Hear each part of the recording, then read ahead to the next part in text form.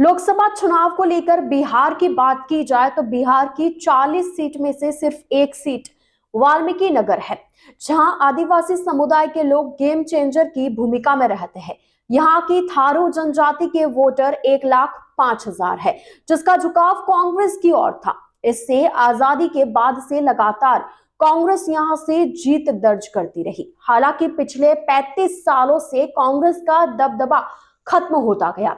वहीं 8 मार्च 2003 को केंद्र की अटल बिहारी वाजपेयी सरकार ने थारू जनजाति को आरक्षण दिलाए। इसके बाद इस समाज का झुकाव भारतीय जनता पार्टी की ओर ज्यादा दिखने लगा। 1989 में हुए लोकसभा चुनाव में कांग्रेस की हार हुई, जिसके बाद से कांग्रेस लगातार हार रही है। लोकसभा में वाल्मीकि नगर लोकसभा सीट पर एनडीए से ही 3 दावेदार हो चुके हैं। भारतीय जनता पार्टी और जदयू के साथ अब लोजपा ने भी अपनी दावेदारी पेश की है। हर दल का तर्क उसके लिए आसान जीत है। सीट शेयरिंग का पेज भी इस सीट पर फंसा है।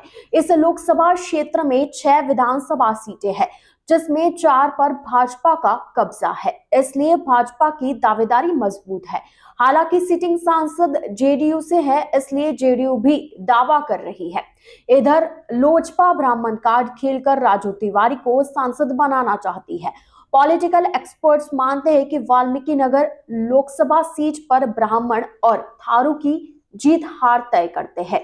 दलित और मुस्लिम वोटर्स भी अधिक है। इसके बाद भी निर्णायक की भूमिका ब्राह्मण, थारू और दलित की होती है। ऐसे में एनडीए के तीनों घटक अपनी अपनी दावेदारी कर रहे हैं। तीनों के पास वाजिब आधार है, इस वजह से शेयरिंग में बाधा आ रही है। 2008 में पिरिसिमन के बाद वाल्मीकि नगर सीट अस्तित्व में आई थी। इससे पहले यह सीट बगहा के नाम से जानी जाती थी। इमरजेंसी से पहले 1952 से लेकर 1971 तक 5 बार भोला रावत लगातार चुनाव जीतते रहे, लेकिन 1977 में हुए चुनाव में जगन्नाथ प्रसाद ने कांग्रेस के किले में सेंध लगाई और भोला रावत को हरा दिया।